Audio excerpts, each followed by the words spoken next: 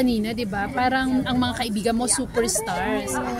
So, ano ba? Ikaw ba yung picky friend na yung mapili ka sa kaibigan para bago mo maging kaibigan talaga, you have to get to know better the person, gano'n? Ako naman kasi nagkakataon lang po na yung mga nakakasama, kasi hindi ako tumigil magtrabaho dahil breadwinner ako sa amin eh. Habang, alam mo naman yan, Ate Melma, kahit sa magulang ko, sa mga kapatid ko, mula nung 12 ako hanggang ngayong 40 ako, lagi kaming may pinapaaral ng asawa ko. So, pagka ganun kasi, ang nagiging kaibigan mo na talaga kadalasan, either sa eskwela, which I have friends, best friends from UST and Enderon, and even my elementary and high school friends. Pero kasi, kadalasan sa set yun. At dahil support ako palagi, either best friend ako, ang nangyayari is that sila yung nagiging kaibigan ko. Maswerte lang ako na yung mga naging kaibigan ko hanggang ngayon kaibigan ko pa rin, ilang dekada na. So, hindi ako picky bilang tao dahil wala naman po akong luxury mamili. Dahil kung may luxury ako mamili, pwede siguro yun. Pero may blessing lang na napakabuti ng lahat ng mga superstars na naging kaibigan ko dahil hanggang ngayon magkaibigan pa rin kami. Pero ikaw ba naapektuhan kapag may mga issue ang mga kaibigan mo? Kasi syempre, superstars sa mga yan, talagang mga issue sa kanya, mga below the belt yung iba. Nasa pagka ba or reaction? Basta okay naman sila, wala namang problema yun. Ako naman hanggang dasal ako talaga palagi. So alam ko rin ang lakas ng mga puso nila. So palagi ko hindi na rin kailangan pang pag-usapan yung pribado nilang buhay, lalong-lalo na ako kaibigan kasi, so I get to see that.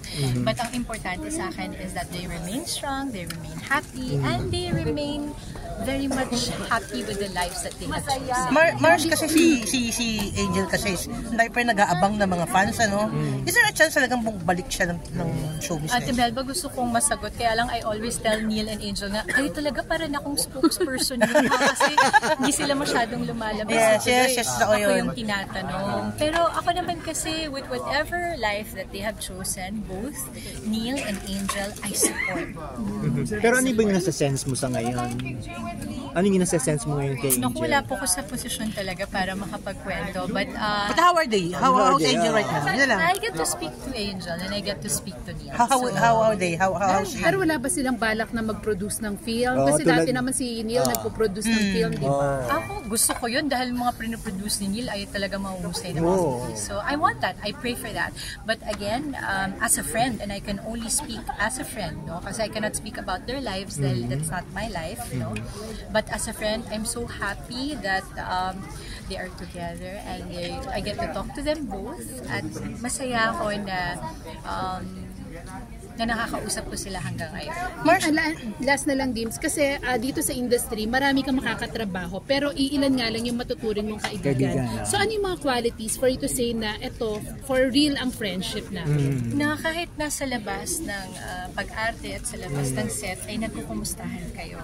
At you support one another, kung ano yung mga choices nyo sa buhay, sinusuportahan nyo yung isa't isa. Kasi ako rin naman, kahit na nagtatrabaho bilang artista for almost 3 decades na, I have remained very private about my life, kaya rin yung mga anak ko at yung asawa ko ay nabubuhay ng normal at nakakalabas kami ng maayos. It's because Boyet has remained very grounding to me, making sure lang na naaalala ko na ang trabahong ito ay trabaho ko lang. Pero paano man bibigyan ng demarcation na itong taong ito, taping friend ko lang ito yung tunay na kaibigan? Ako lagi kong iniisip na walang ganun. Lagi kong iniisip na, di ba Ate Mel, bakilala mo na ako 12 pa lang. I always see the best in people. So, I always treat them as very good friends of mine.